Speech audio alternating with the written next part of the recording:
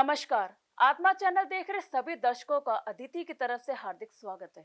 जैसा कि आप जानते हैं कि माता के भक्त नवरात्रि के 9 दिनों के व्रत का संकल्प करते हैं और इस नवरात्रि स्पेशल स्टोरीज में हम आपको ऐसे लोगों से मिलवाएंगे जो प्राचीन काल से चली आ रही इस परंपरा का आज भी पालन करते हैं।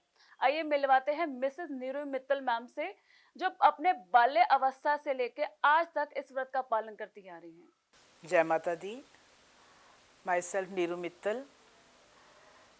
मैं सभी को माँ के नवरात्रों की हार्दिक शुभकामनाएं देती हूँ और मेरी दिली इच्छा है कि माँ सबके घरों में खुशियाँ और सुख समृद्धि लेकर आए, क्योंकि माँ अपने भक्तों के अंग संग हमेशा ही रहती है। आए तेरे नराते दातिये, आए तेरे नराते, आए तेरे नराते दातिये, आए तेरे नराते।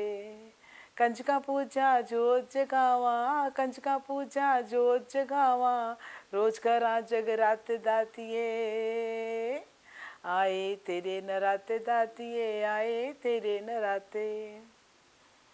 बहुत ही अच्छा लगता है जब नवरात्रे आते हैं, घर में बहुत चहल पहल हो जाती है और बहुत अच्छे ढंग से हम माँ के आगमन की तैयारी करते हैं। ये मुझे बाल्यकाल से ही मेरी मम्मी ने सिखाया था। हम बहुत छोटे होते थे तो मम्मी कहती होती थी कि व्रत रखने हैं, माँ के नवरात्रे आए हैं।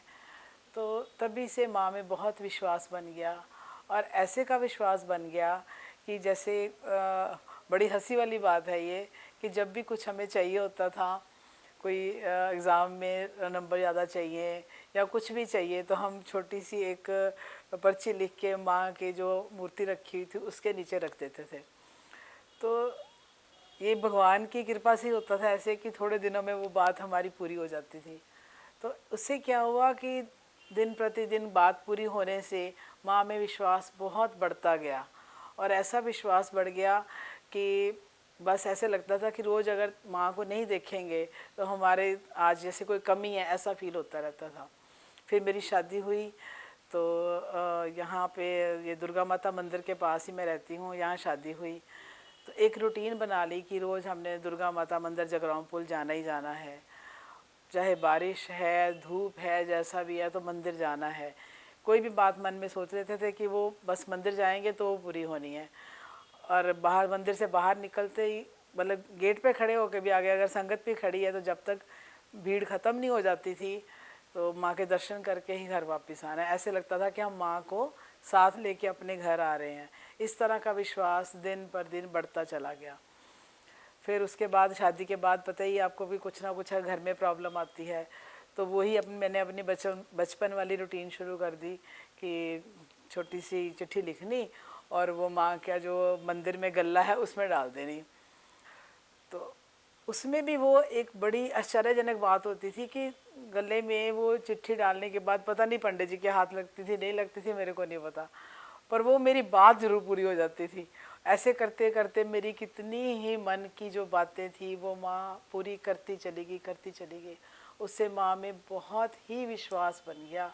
और एक और बात है कि माँ की अखंड ज्योत जो सब लोग नवरात्रों में जलाते हैं, ये माँ की कृपा से मेरे घर में, ये वैसे तो माँ का ही घर है, मेरा घर नहीं है, इस घर में ये ज्योत जलती रहती है। दिन रात माँ की ज्योत जलती रहती है। मैं माँ की इसके लिए बहुत बहुत आभारी हूँ कि माँ ने ऐसा आशीर्वाद दिया है कि उसकी अनुकंपा और उसकी कृपा हमारे सारे परिवार पर बनी हुई है। तो मैं लुधियाना वासियों से, पूरे देशवासियों से ये प्रार्थना करती हूँ कि सभी सभी माँ के भगत बने और माँ की कृपा उन पर बनेगी। पर उसके लिए हमें माँ में विश्वास करना होगा कि ये एक ऐसी माँ है जो आपकी सारी मुरादें पूरी करती है। कि माँ सबके घरों में आए और बहुत बहुत खुशियाँ दे के जाए आप सबको। धन्यवाद। या देवी सर्वभूतेषु शक्तिरूपेण बुद्धिरूपेण शांतिरूपेण संस्थिता, नमस्तस्य नमस्तस्य नमस्तस्य नमो नमः। जय माता दी। मैं आत्मा चैनल देखने वाले सभी दर्शकों को नवरात्रों की हार्दिक शुभकामनाएं देती हूँ।